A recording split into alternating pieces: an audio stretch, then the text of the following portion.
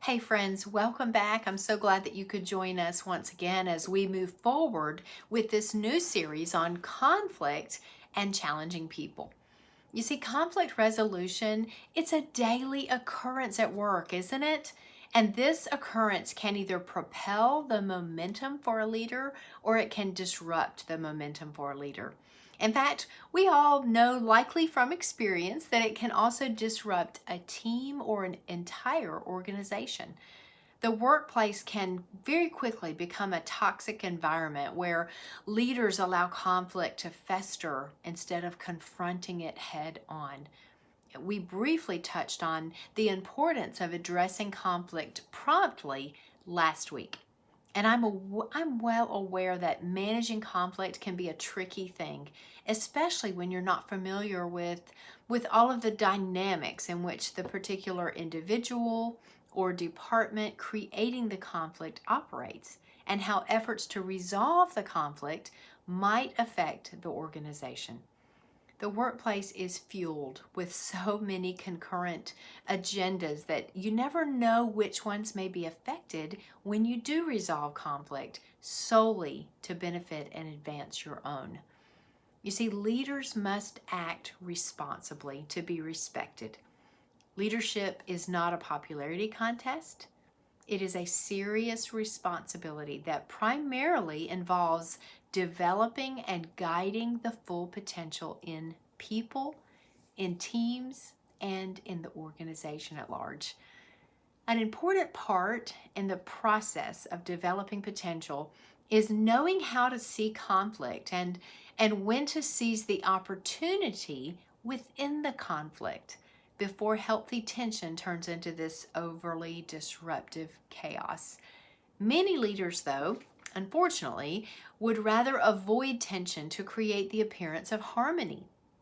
And what they don't realize is that by avoiding tension altogether, they are unknowingly creating silos and internal disruption among employees. It happens all the time. A leader has to be expected to neutralize or at least minimize conflict, not to allow it to grow and run rampant.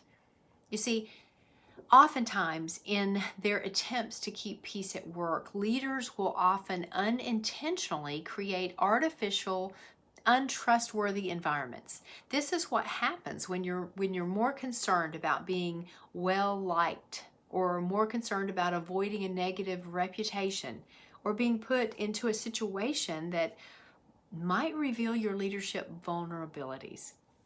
I have certainly learned that there are some people you can work through conflict with, and when that happens, it's great. But unfortunately, there are also other folks who are just too proud, they're too afraid to be vulnerable, or they're just too overwhelmed by their own insecurities to acknowledge the tension, let alone work through it. So to help you create and sustain workplace momentum, employee engagement, and healthy outcomes, here are 4 ways that you can deal with conflict resolution right in your workplace. Number 1 is this: consider the right timing. People often create unnecessary conflict, and leaders who avoid conflict at all cost will find themselves regretting it later. Timing is everything when it comes to managing conflict, and the best time to take action is when there is hard evidence, proof that an employee has a track record of wrongdoing that is negatively impacting the performance of others.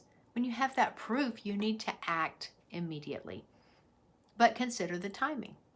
If everyone around you knows that it has to be dealt with and you're still waiting to act, you're losing the respect of your peers and of those that you lead. Leadership is about taking action and confronting the issues before it's too late. If you wait too long during times of adversity, those around you will begin to make the decisions that you were hesitant to make. And then as a result, you lose momentum as a leader, not to mention sometimes respect.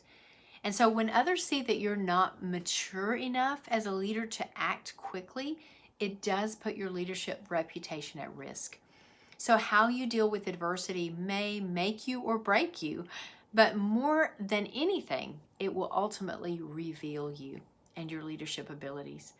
Number 2, know your boundaries. Conflict can become something much more complicated and unmanageable if you don't know the limitations and the boundaries of your employees. You see, everyone deals with conflict differently. So you have to know the risk and also the rewards of conflict resolution within the boundaries of each of your employees. Help others know when they tend to cross the line. And you can do that through a couple of things. One is careful observation. Identify behavioral tendencies that seem to trigger certain attitudes or provoke mindset shifts or demonstrate maybe a lack of self-awareness. And this can be accomplished with consistent coaching sessions where you can begin to set precedents and reinforce performance expectations for each of your employees. And this not only allows you to identify their conflict boundaries, but more importantly, to be able to establish standards that will then help prevent conflict from even arising. Leaders who actively engage in coaching and really getting to know his or her team will find themselves dealing with much less conflict. You know, the new workplace represents a growing diversity in the types of people that we lead. And so it's so important that you as a leader get to know your team, get to know if you want to understand how they will influence the culture that you're trying to create, you've got to get to know them. Number 3 is this: respect differences.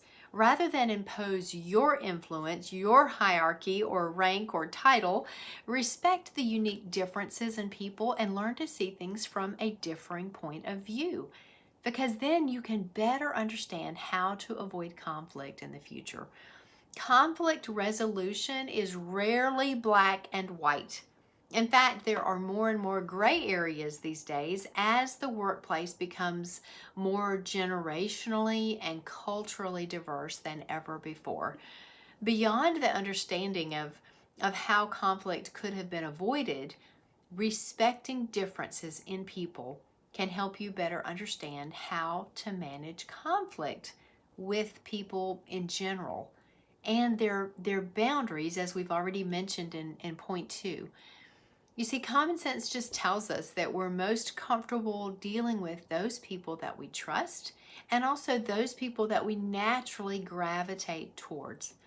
But as leaders, we've got to see that each employee represents a unique opportunity for professional growth and development. Let's face it, business is all about people intelligence. Have you heard that phrase before? People intelligence. It's getting to know the people on your team and realizing that each one is unique and diverse in many ways. And until we accept this fact, we will continue to unknowingly create tension with those same employees that we might not be comfortable with. And as a result, we'll end up undervaluing their contributions in the process. So it's important to design a business model that is fueled by the organization's intellectual capital, where the differences in people and the differences in their belief systems and attitudes are actually embraced so that we can stimulate workplace engagement. More than ever, business is about people intelligence. There was a gentleman who recently participated in a leadership summit for a Fortune 100 company where he focused on building innovative teams. That was his topic. And one of the corporate executives at this summit, he discussed the importance of strategic diversity management, the role that diversity of thought plays as you develop teams and as leaders address the changing dynamics of business. Well, one of the senior executives raised his hand and he asked, "What does this mean to me? How does this translate into my role as a leader?" These questions made it quite apparent that this term diversity continues to confuse leaders, especially those of influence who want to support that concept of diversity, but they struggle to say and do the right things. They're just not sure how to embrace that moving forward in the workplace. Just asking the question takes courage. I mean, only one executive in a room of 300 was brave enough to raise his hand and ask what others were thinking. Unfortunately, what happened in that room is indicative of what is taking place in boardrooms throughout corporate America. There's not enough leaders, regardless of hierarchy or rank, who are courageous enough to ask the tough questions about diversity related issues. They're not courageous enough to say, hey, I know I'm a leader, I'm a business owner, but I want to grow personally as well. Even having a conversation about diversity makes people uncomfortable these days, since the discussions have historically been closely tied to race and gender inequities. But we need to start changing the conversation about diversity and course correct quickly. Diversity means so much more. Number 4 is this: confront the tension. Leadership is often about doing the things that most other people don't really want to do. Conflict resolution is definitely high on the list of those things. But as leaders, we have to confront the tension head on. Don't wait, but rather activate your leadership to address the conflict before circumstances force your hand. Conflict can yield an emotional state of mind that makes it more difficult to manage. And as such, we have to confront rather than allow it to fester, as we've already shared, because we failed to address the adversity when it first became apparent. Adversity is very big when it's all that you see, but it's very small when it's in the presence of everything else that surrounds you. Oftentimes we don't confront the most obvious situation before us because we let other points of view distort what we believe to be true. So in this case, perception is not always reality. You know, the most effective leaders have the self-awareness and the wisdom to confront and diffuse tension. Conflict resolution is much like any other form of adversity. You either act on it or you don't. How many times has your gut told you to take action in a certain situation when dealt with adversity, but instead you waited until those around you took the calculated risk that you were hesitant to take yourself? Leadership is about anticipating the unexpected. Don't complicate matters. Trust yourself enough to take action and see the results. Conflict resolution is about seeing opportunities that others don't see. When you're dealing with conflict resolution through a lens of opportunity, conflict can be a healthy enabler of growth for your business and professional growth for all of the people involved. Effective leaders know that the most authentic relationships with their employees, with their clients, even their external partners, don't truly begin until they experience some form of tension with them. Why? Well, how do you really get to know someone, let alone yourself, until you experience a little tension with them? As a result, conflict should be embraced and dealt with, not just to resolve a possible problem or to detect an opportunity, although both of these are important, but as a moment to learn about your own leadership maturity as you lead others through adverse circumstances. As we've already shared, conflict is inevitable, which isn't necessarily a bad thing. Without conflict, there would be no diversity of thought. There would be no pushing the boundaries, no intellectual debates. We are built to overcome adversity, hopefully gaining strength and a new sense of perspective in the process. However, it is important to approach conflict constructively so that you can achieve optimal results for all parties involved. As with many interpersonal skills, the first step to conflict resolution is self-awareness. We have to start there. I mean, ask yourself, how do you approach conflict? Do you face it head on? Do you avoid it at all cost? How do you go about resolving conflict?